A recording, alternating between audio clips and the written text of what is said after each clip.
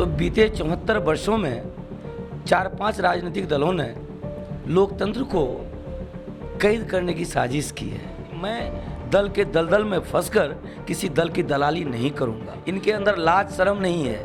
ये जब वोट मांगने जाते हैं तो पिछले 15 साल के बारे में बोलते हैं, अपने 15 साल के बारे में नहीं बोलते। ये निर्लज्ज लोग हैं। सदन में 137 अपराधियों का संरक्षक है। नमस्कार, मेरा नाम रितेश है। इस वक्त आप न्यूज़ बात देख रहे हैं। बात कर ले वर्ष 2020 चुनाव की, तो बिहार एक सब पहला राज्य है जहां कोरोना काल में चुनाव हो रहे हैं। पहले 2 चरण का मतदान समाप्त हो चुका है। तीसरे चरण की हम बात कर ले तो इस वक्त हमारी टीम आप पहुंची है पूर्णिया विधानसभा, और यहाँ हमारे साथ इस खास मुलाकात चुनावी अखाड़े में हमारे साथ है श्याम मोहन झा, जो कि इंडिपेंडेंट कैंडिडेट है और इनका जो सिंबल है वो सूप छाप है। सर, सबसे पहले हमारे चुनावी अखाड़े में आपका तहे दिल से स्वागत है। सर, हमारा एक सवाल है कि क्या कुछ लगा कि अगर पार्टी से सिंबल नहीं मिल रहा है तो मैं इंडिपेंडेंट आऊँ और बेहतर भविष्य तय करूँ पूर्णिया विधानसभा की जनता की, और यहाँ पे जितने तमाम समस्या हैं, जीत के आप जाते हैं सदन तो यहाँ पे जो प्रमुख समस्या है जनता के बीच में, क्योंकि आपने जनसंपर्क अभियान के तहत जब जनता के बीच गए थे तो तमाम समस्याओं आपको बताई गई होंगी, गिनाई गई होंगी, तो क्या लगा सर कि जीतने के बाद कौन कौन प्रमुख समस्याओं का सबसे पहले निदान होना चाहिए? बहुत बहुत धन्यवाद। आपके प्रश्नों का सिलसिलेवार उत्तर देना चाहूँगा। आपने कहा कि इंडिपेंडेंट क्यों, तो बीते 74 वर्षों में 4-5 राजनीतिक दलों ने लोकतंत्र को कैद करने की साजिश की है।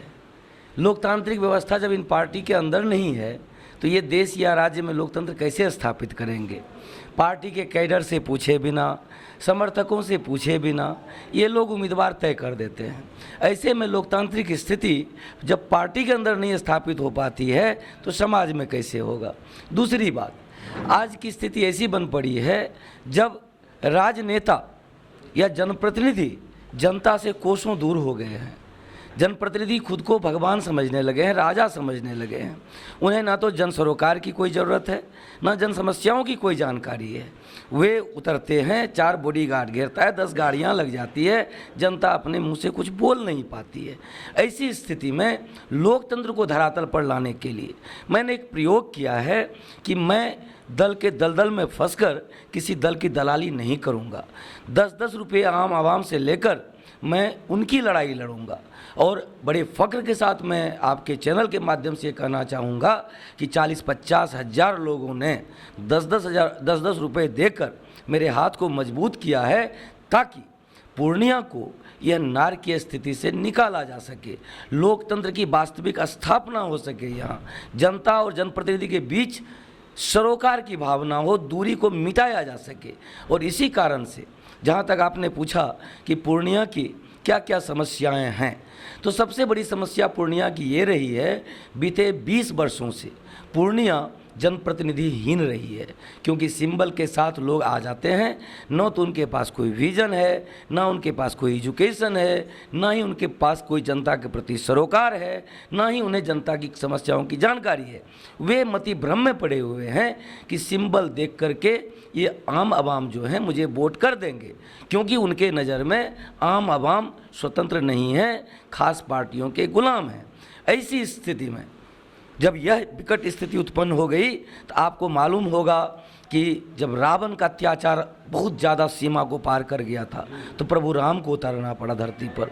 जब भस्मासुर की अत्याचार से धरती आक्रांत हुई थी तब माँ दुर्गे को अवतार लेना पड़ा था। और इस बार जब पूर्णिया रावण, इस अहंकारी रावण के कारण आक्रांत हो गई है तो छठ मैया सूप दे करके यहाँ बेईमानों का सुपड़ा साफ करने के लिए भेज दिया है। क्योंकि सूप का काम सफाई होता है और यह सूप प्रतीक चिन्ह है सफाई का, जो यहाँ से बेईमान कमीशनखोरों की सफाई करके पूर्णिया में स्वच्छ पूर्णिया, सुंदर पूर्णिया, सुरक्षित पूर्णिया का निर्माण होगा।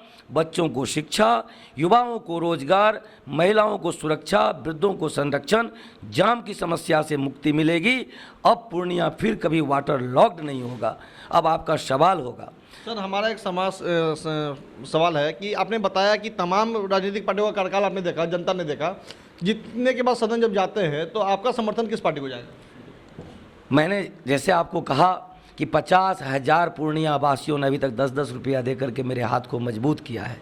यह लड़ाई एसएम झा की लड़ाई नहीं है, यह लड़ाई पूर्णिया वासियों की लड़ाई है। यह जीत एसएम झा की जीत नहीं होगी, यह पूर्णिया वासियों की जीत होगी। और पूर्णिया वासियों का जो आदेश होगा यह भाई उसका साथ देगा। मैं अपने मन से कोई फैसला नहीं कर सकता, क्योंकि यह न तो लड़ाई मेरी है अकेले की, ना ही यह जीत मेरी होगी। यह पूर्णिया वासियों की लड़ाई है, यह पूर्णिया के आम आवाम की जीत होगी।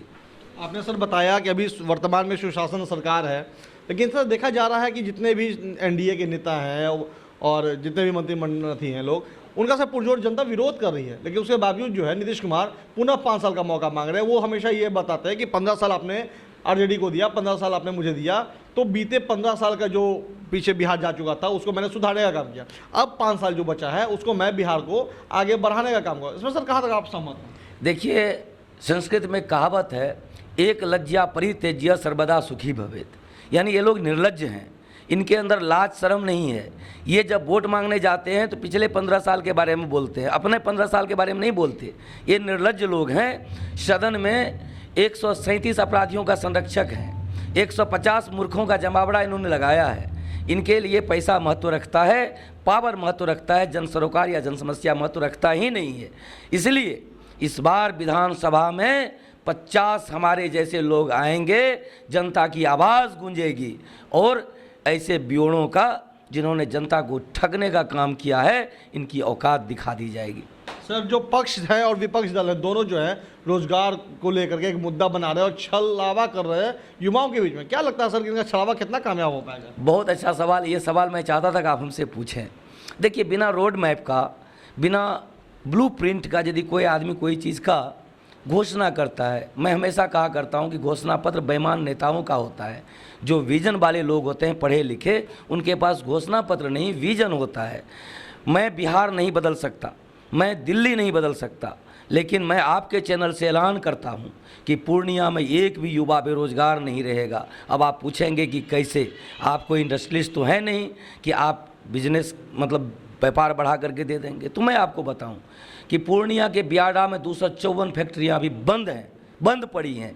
आज तक किसी जनप्रतिनिधि उसकी तरफ देखा तक नहीं है। मैं उन सारे फैक्ट्रियों को एक जनप्रतिनिधि रूप में चालू करवाऊंगा। आपको यहाँ रोकना चाहूँगा, जब कारखानों की बात होती है, फैक्ट्रियों की बात होती है, तो नीतीश कुमार का एक बात आता है, वो कहते हैं कि बिहार एक इंटरलॉक स्टेट है, यहाँ कारखाने जो है वो अच्छे तरीके से कार्य नहीं कर सकते। इस पर सर क्या कुछ टिप्पणी करना चाहिए? देखिए, मैं नीतीश कुमार जी के बारे में अक्सर कहा करता हूं कि ये फर्जी इंजीनियर हैं, इनकी डिग्री संदेहास्पद है, क्योंकि यदि ये सचमुच का इंजीनियर होते तो अभी तक बिहार कराहता नहीं। जो नदियां को बिहार का अभिशाप कहा जाता है, वह नदियां बिहार के लिए वरदान साबित हो सकती थी। बिहार बिजली बेच करके भारत का सबसे उन्नत राष्ट्र बन सकता था, लेकिन इस फर्जी इंजीनियर ने अपनी कार्य योजना में इसको शामिल ही नहीं किया। अब मैं जो कहना चाहता हूं उसको गौर से सुनिए, मेरी बातें छलावा नहीं है। मैंने कहा कि फैक्ट्री और छोटे छोटे कारखानों के लिए ज़मीन अलॉटेड है, उनमें बैंक किसी में लोन नहीं दिया, इस कारण से कारखाना चालू नहीं हुआ। किसी को सरकार का एनओसी नहीं मिला, चालू नहीं हुआ। यदि एक जनप्रतिनिधि 15 से 20 दिन या 1 महीना काम कर दे तो ये सारे छोटे छोटे फैक्ट्रियां चालू हो जाएंगी। जब ये फैक्ट्रियां चालू होगी तो लगभग 1 लाख रोजगार का सृजन होगा। और ऐसे में हमारे पूर्णिया में जो 50-60 हज़ार युवा भटक रहे हैं, आज देखिए पढ़ लिख करके, बीटेक करके, कंप्यूटर का जानकारी लेकर के जब नौकरियां नहीं मिलती है, बेकारी में वो मानसिक अवसादी हो जाते हैं और अवसाद में स्मैकर का सेवन करने लगते हैं, स्मैकर बन जाते हैं और स्मैकर बनने के बाद वो अपराधी बन जाते हैं। जो किसी घर के चिराग थे वह अपराधी बनकर इन जनप्रतिनिधियों के, इन बेईमान जनप्रतिनिधियों का चारा बन जाते हैं।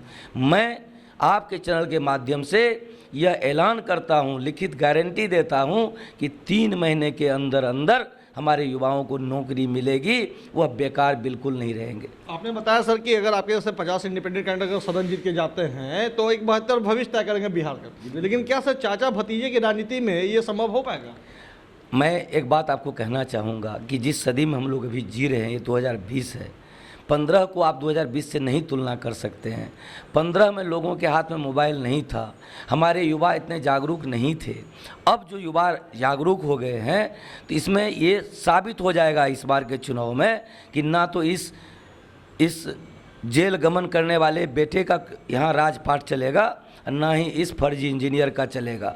जो बिहार का मुस्तकबिल लिख सकता है वो पढ़े लिखे लोग बिहार के भविष्य को लिखेंगे, उनके हाथ में ताकत आएगी, ये दोनों आउट होंगे, देख लीजिएगा। आज प्रचार प्रसार का आखिरी दिन है सर, और महज 2 से 3 दिन मतदान को रह गए हैं, आखिरी मतदान चरण का। क्या कुछ जनता को आप संदेश देना चाहेंगे, पूर्णिया विधानसभा की जनता को हमारे चैनल के माध्यम से क्या कुछ अपील करना चाहेंगे? मैं अपने पूर्णिया के तमाम मतदाताओं से यह अपील करना चाहता हूं कि यदि इलेक्शन कमीशन ने 40% कर्मियों की संख्या बढ़ाई है, बूथों की संख्या बढ़ाई है, तो आप घर से निकलिए और कम से कम 20% संख्या बढ़ाइए मतदान का। जो पिछले वर्ष 2015 में 60% था, इस बार 80% कीजिए। और मतदान करते समय अपने ज़मीर को जरूर, ज़मीर की आवाज़ सुनिए कि बेईमान कमीशन खोर से पूर्णिया आक्रांत हो गई है।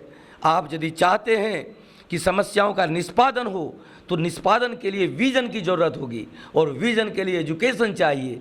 आप एक सुशिक्षित, ईमानदार, बेबाक और समाज हित में समर्पित, सामाजिक सद्भाव का जो वाहक है आपका पूर्णिया प्रहरी, जिसे आप प्यार से पूर्णिया प्रहरी कहते हैं, 22 नंबर पर सूप छाप होगा, जमकर बटन दबाइए, बेईमानों का सुपड़ा साफ होगा, पूर्णिया की चहुमुखी विकास होगी, यह ऐतिहासिक पूर्णिया पुनः निखर उठेगी। बहुत बहुत धन्यवाद।